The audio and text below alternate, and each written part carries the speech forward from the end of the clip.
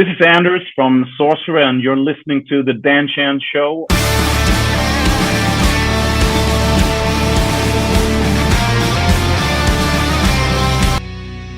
Hey Anders, how are you tonight in sunny Stockholm? Or is it raining? I was there a couple of weeks ago and it banged it down with rain. What's it like today? It's actually sunshine today. Wow, that's nice. Yeah, I think we have 16 or something today outside. Lovely. That's very tropical for Sweden. Yeah, this time of year. Now I was there recently. I found a very cool brewery called Naya Carnegie Bryggeriet. Do you know that place? It's on the river. And it's real close to where I work. It's really cool. What a place that is. I think I'd live in there, but the cost of living in Sweden is not for me. Now, your highly anticipated fourth album, Reign of the Reaper, is out on the 27th of October. That's the day after my birthday. How excited are you to get this out? I'm really excited.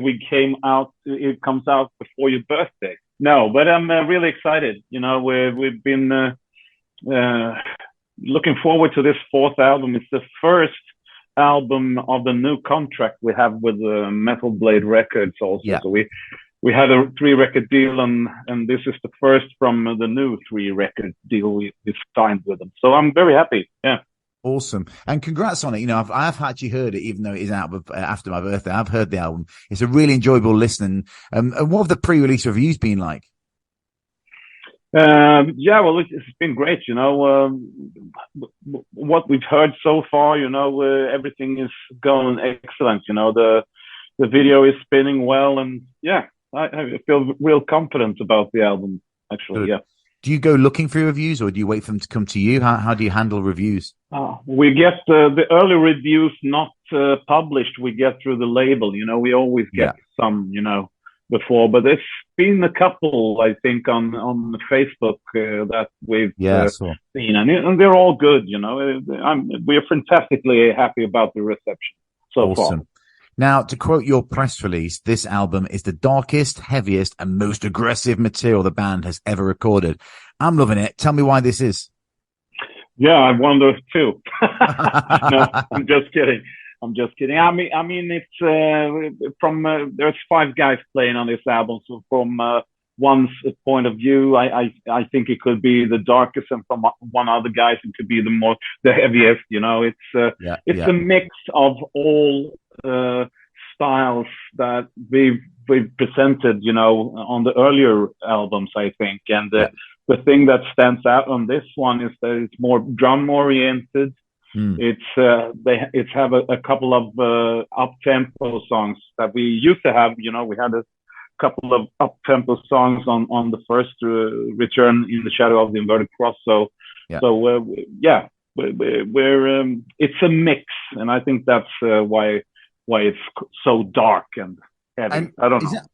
Is that similar to how you feel you're evolving between the 4 albums? Is that the same kind of thing? You know, different members, different numbers of members, all these different things that, you know, the time schedule, obviously, many years ago. Yeah, we've been a bit unlucky with the members, haven't we? I don't know really why we came up to this. I mean, it's not something that we planned, you know, but you know, people in our age, you know, they're you know, have their own way of going through their musical career and stuff like that. So I mean, we're not keeping anyone prisoner in this band. So everyone is free to do whatever they want, you know. And I'm happy about the new drummer that we have now, Stefan, and it's going to be great playing with him live. Do you think everyone's locked in now for at least those 3 albums? Yeah, I think so. I mean, we've done tremendously, I think, since the comeback in 2015, and this album, I hope it will, you know, kick us even more, one step up on the ladder, so to speak. Awesome. Because I think it's an album that is very variated and it's very, very, you know, broad for the broader public. Audience, I think so. For sure. I agree with that. Now, back to the album, what was the writing and recording process like for the album? You know, did it follow similar ways from the other albums, or did you adopt a different approach? Was it done during COVID? It was after post-COVID, actually. But we always, you know, the process is the same every time. I think, you know, we've been around and done so many things for so many years, all of us, and we tend to write all the songs through Dropbox in the cloud, the classic. So we send files, to each other, and everyone has their own home studio, more or less. And when we were satisfied with the music, it got sent to me and our co-producer Conny Velén, and we outline we often come up with the title of the song, and then we outline some kind of bullshit lyric to that, and and just to get the melodies down, and then we start we finish the songs, the demos, really, and they're pretty much finished songs when we've demoed them. And then when we choose the songs, we have 15 ideas for this album, so we boiled them down to 8. And when those 8 were finished, we gave the bullshit lyrics to Justin, and then he does his magic to them, and he keeps some stuff and he adds some stuff. So it's the perfect combination. How does it cause? Does it cause issues having to choose from 15 to get it down to 8? I mean, that's a big difference. It's like half an album. Or do you hold them back from the day, or did you record them for a later cheeky release, or what happened? I mean, some of the ideas of these 15 are ideas, maybe 2 or 3 we didn't even work all through, but there was still there. So I think that it's a democratic process in the band. We vote for the songs. We have 15 songs, and we vote, and the ones with the most votes gets on the album. But it's also another process. The earlier albums have been double vinyls. This time we wanted to go back to an old school format and only do a single vinyl record. Nice. So we had to choose the songs a little bit out of that concept, because when we've done albums before, we had long songs, and maybe 1 or 2 or maybe 3 even were similar songs, But the longer album, you can spoil yourself with doing that. But this time we had to shorten it down a little bit, although the longest songs are more than 6.5 minutes, I think. So there's some long songs on this also, but so we wrote the music as we usually do, and then we voted for the 8 songs, and then we had some editing and some rearrangement to do to make fit the 25 minutes on each A-B side as it demands. I get it. Now, lyrical themes. You've mentioned lyrics, should I say? What are the themes behind those lyrics? What's going on? What you like talking about? Yeah. But we touch all of these kind of fantasy, horror, the fight between good and evil. All these classic topics, and I think that we like to keep some parts of the lyrics as abstract as possible, because I think it's a subjective thing to listen to a lyric. I think the listener should themselves decide what is going on really in the lyrics, even though we point the finger in the right direction. We usually don't write a song about a guy that goes into a door and falls on his sword and dies. It's not like chronologic like that. It's more we sing about feelings or mystery or whatever, and that's what we feel suits with the songs also, because we play music that is pretty epic and big and bombastic. It wouldn't work with a contemporary political song or like Rage Against the Machine or whatever, that writes those kinds of lyrics. So it has to go with the music and how it sounds, and I think we try to project some kind of feeling into the songs. When you start listening to one of our songs, you can hear a crow, chirping in the background, or hooves that strike the ground or whatever. We try to do a cinematic kind of experience, to makes the listener go into whatever space they want to. What about a concept album, Anders?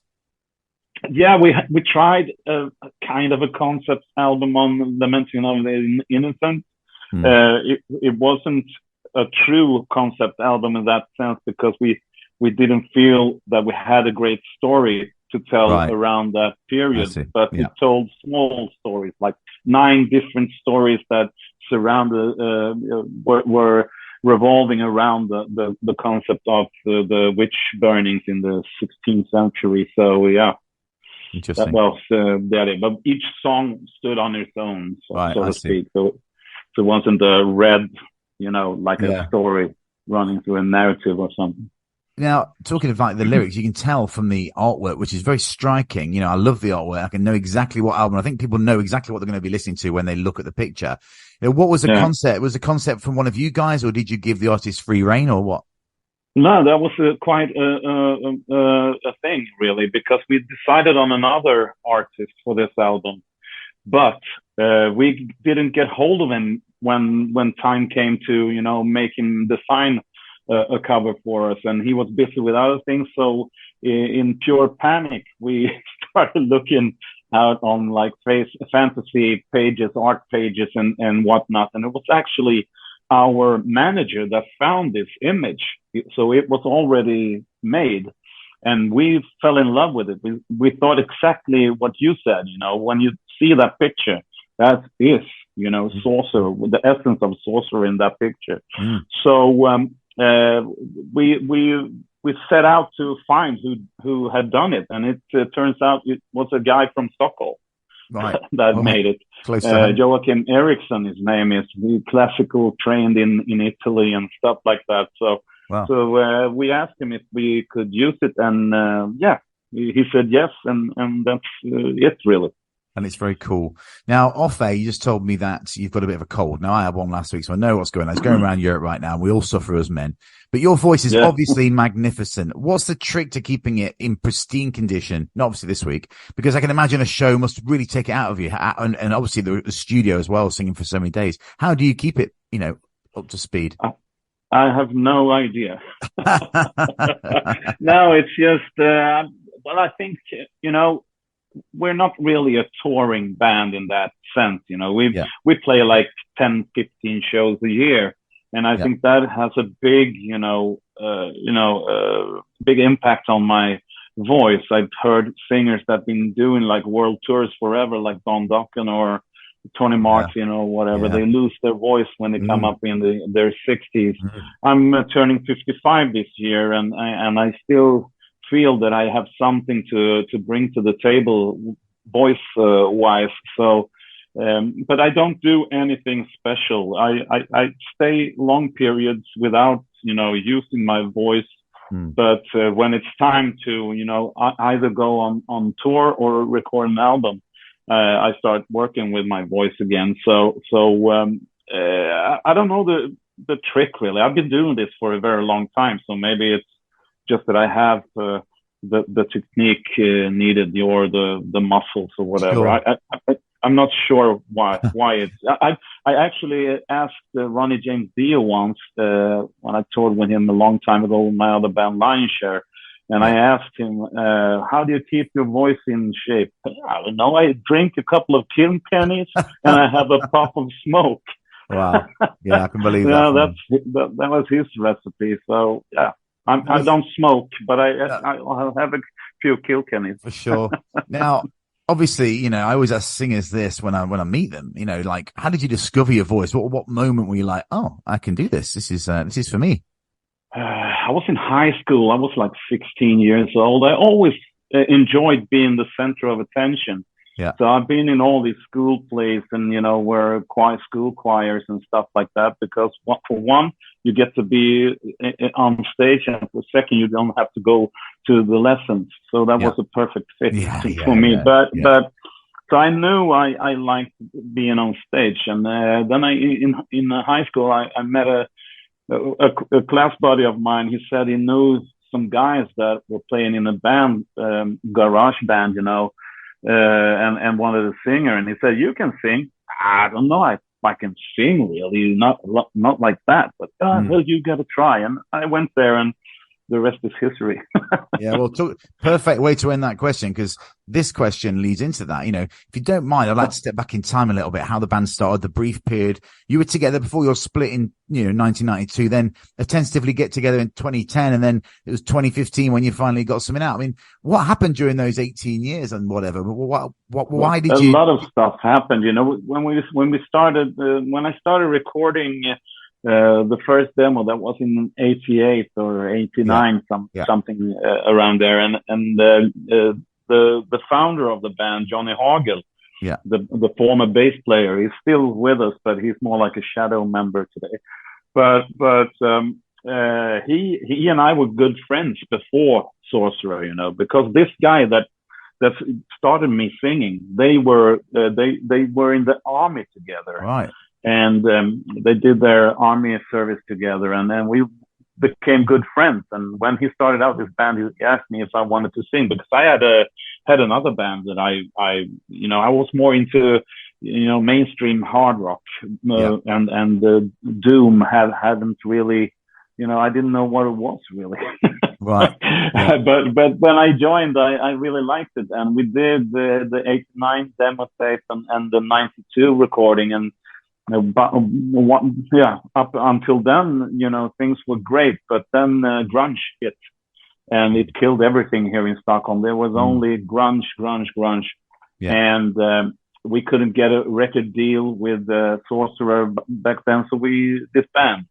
Yeah. And I just pursued other, Johnny went his way to Tiamat, and I pursued other bands, Lion Share and whatnot. I played in a bunch of bands and done a lot of projects during that period. The last live shows I did before the reunion was with Therion in 2001, I think. And then I had a hiatus of 10 years not playing live at all.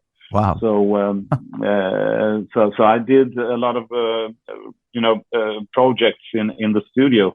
So I've recorded a lot of albums during the years, but I was pretty tired of the tour thing, and I got, newborn sons and stuff like that. So I had to focus on my family for that period. But I'm, you never know what happens. And this reunion show in 2010, it really changed things around for me. And I started to, really fall in love with making, Sorcerer music again. And with the players we have in the band today, I mean, the guitar players are fantastic. I don't know another band with two such skilled guitar players. There usually is only one, but we have two really, really great guitar players, and they're fantastic songwriters also. So, I mean, and the rest of the guys are brilliant too. But so it's like I'm in my second wave or something, Now,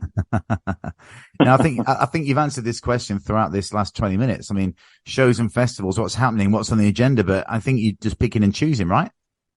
Yeah, not choosing really, but we get the suggestions, and often the suggestions are pretty good. We're playing our release show actually in November at Hammer of Doom in Germany. Yeah. And after that, the next show I think is in February in Poland, and then we do a couple of shows in Germany, and then we have a couple of shows in Sweden. So we've just signed with a new booker, We Live, and we hope that Thomas there can help us to get out more and play those bigger festivals in the summer, I think. So would you be keen to do, more touring, or is he just think, 55 now, I'm not bothered? I won't say that I'm not bothered, but the climate and the financial situation out there is not very good, feasible. Airplane tickets are fucking expensive. Yeah. So when you get fees, you can almost cover, your costs, and then you hope you sell some merch to get some pocket money, Yeah, exactly. So touring is a big problem for a band in our position, I think we would have to go with a bigger band if we wanted to tour like that. But I think we're open for doing a week and a half, if the right suggestion comes up, because those small clubs are really, really cool, and people, they're really into it, and they usually work fine, but I think going alone or going like a main act is not what we're looking at right now. We're trying to, focus on the festivals and maybe do a connection gig in some other country nearby, in the mid Europe somewhere, on the way. or the UK or whatever. We want to go out and play, but it's hard, to make it work. Now, away from the music, I see you like a bit of golf and support randomly. I don't understand why, but you support Arsenal. Am I right? I support Arsenal, yeah. And a bit of golf as well thrown in?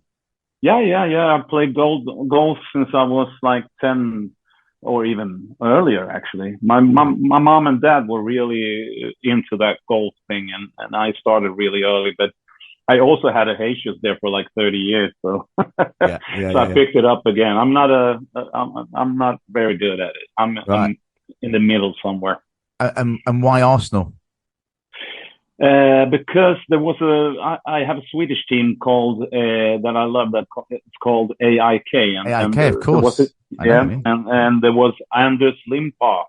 He went to be professional in Arsenal, and he was an AIK player, so that's how that started, Very, very interesting. Very interesting. Yeah. Now, this is always a tough question, but I'd like to ask you this. What one Sorcerer track should I play next, and why? One track that you think sums the band up the best. Oh, wow. But I think the second single that we will release, it's the second song of the album, Reign of the Reaper. So I would like to say that is a cool song. But there are also very variated songs on this album, and I like parts of them. The Eternal Sleep is a very emotional song also, which I love to sing. So it's difficult to choose. I think there are 8 really strong songs on the album. So I understand. I totally agree, mate. I totally agree. Now, last stupid question for you. If you could choose one song to play every time you walked into a room for the rest of your life, what song would you choose and why?